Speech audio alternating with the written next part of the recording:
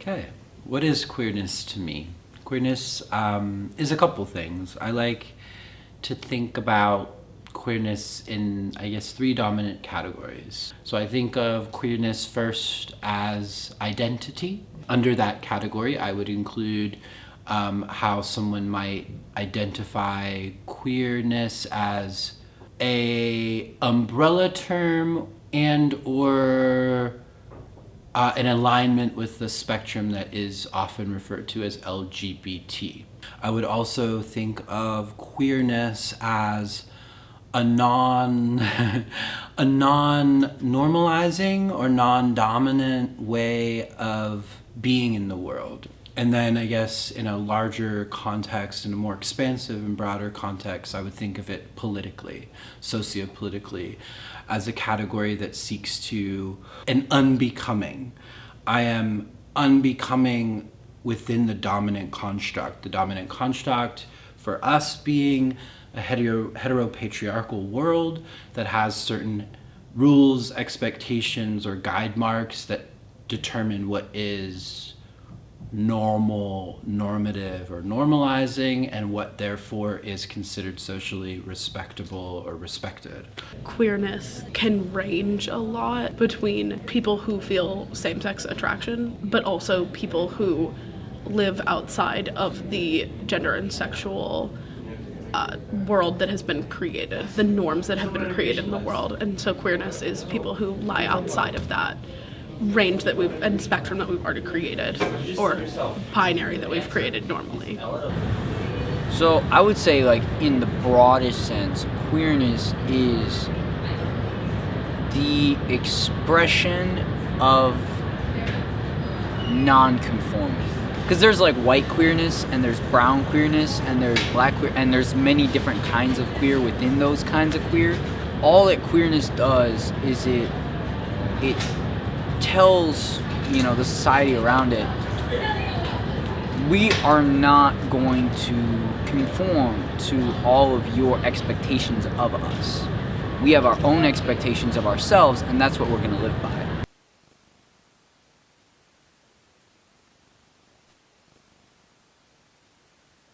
I think that queerness is not inherently sexual because queerness stands outside of those boundaries. For example, one can be ideologically and politically queer, and that has nothing to do with identity markers that might have something to do with same-sex attraction or same-sex desire. Queerness can mark me but not say anything about how I love romantically. Categories of relationships, of sex. By sex I mean not gender, but sex as in the act of sex, and romance as in how we find love or connection or intimacy, can function beyond those boundaries. So someone can be an aromantic lesbian, but does that say something about their queerness or not queerness? Queer people can be asexual, and so it doesn't have to do with who you're having sex with. A lot of people are, I think, more identify with queerness because of their gender than because of their sexuality, which again has nothing to do with it. Children can be queer and should not be sexualized for that.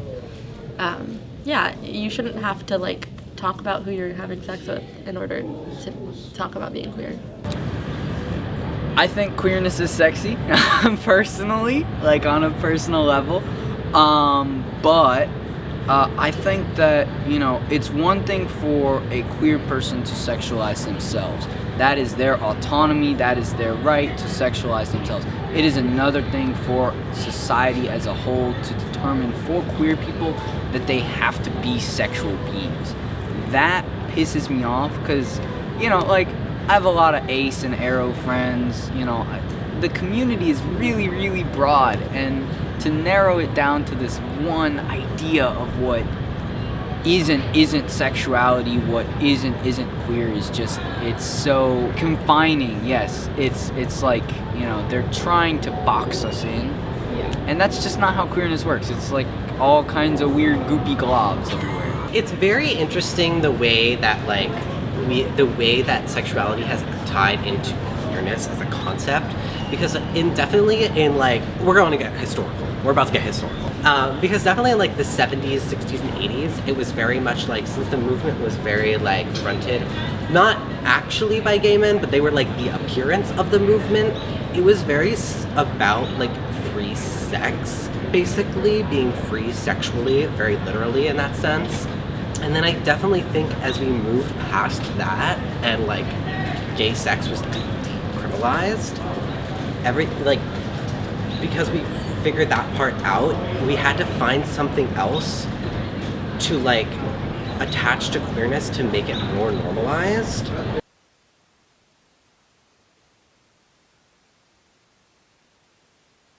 My mom is bi, and shortly after my parents got divorced, she was dating a woman for like many years. So, I don't know, my sister is gay. Literally half of us are gay. So I come from a big, happy gay family. So I think, you know, I am very fortunate in that way that my parents are very accepting. I am one of the only queer people in my family, but like, that doesn't really mean anything at all. Like, they're all super accepting. My family has always been really tied to like the queer community in Pittsburgh. My mom went to Art Institute, which doesn't even exist anymore, but she went like to the Pittsburgh Art Institute in like the 80s, 90s, and really grew up with the queer community that was there. I was going to Pride, there are photos of me next to drag queens that are like literally triple the size of the height that I was. Over time, my family was like, oh, like, whenever you start to date a guy or a girl. And I once came out to my family as straight because I did not know that I was gay yet. Like, I hadn't really thought about it. I came out to them by being like, hey, I have a partner. And that is like, I don't know, they've been super accepting and normal about it. And it's just like a thing that is happening. Yeah. You know, it's very hard for people of non-white identities to come out oftentimes, Yeah. right? Like, I know I'm not out to 98% of my family, right? Because I'm Muslim and I'm queer and I'm Latin American. That's not a good, like, you know, you've got a trifecta of opposing views here. I definitely think that my mom already knows it. She just doesn't really care. It's like not important for me to tell my family. Weirdly enough, I just don't really care. And like, my mom still calls me my dead name. I literally could care less. It does not hurt at all. I don't feel anything. It's not that I dislike my family. I actually do have a good relationship with my mother.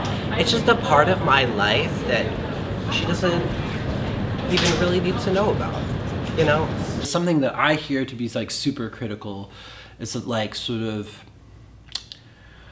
I don't know, I don't even want to know like an age group, but like 20 to 40-year-old gay American cis males tend to align themselves with the word and the word, but not ideologically. And in recent academic writing and work, by recent I mean in the last 10 to 15 years, we talk about, we have coined terminology like homonormative, or pink washing, where it becomes, again, respectable to like gay men and lesbian women because we understand that. We've grown to understand that. We find them to be acceptable. And so that sort of like wishy-washy sort of lack of substance kind of then creates confusion, creates misalignment, that then creates in-group tension. And ultimately, if you're sort of under this spectrum, I think it's helpful, not always for everyone, individual paths, but I think it should be a responsibility of a same-sex loving person to sort of explore these conceptions and ideas, because they're only going to limit themselves and the people that they care about, I think.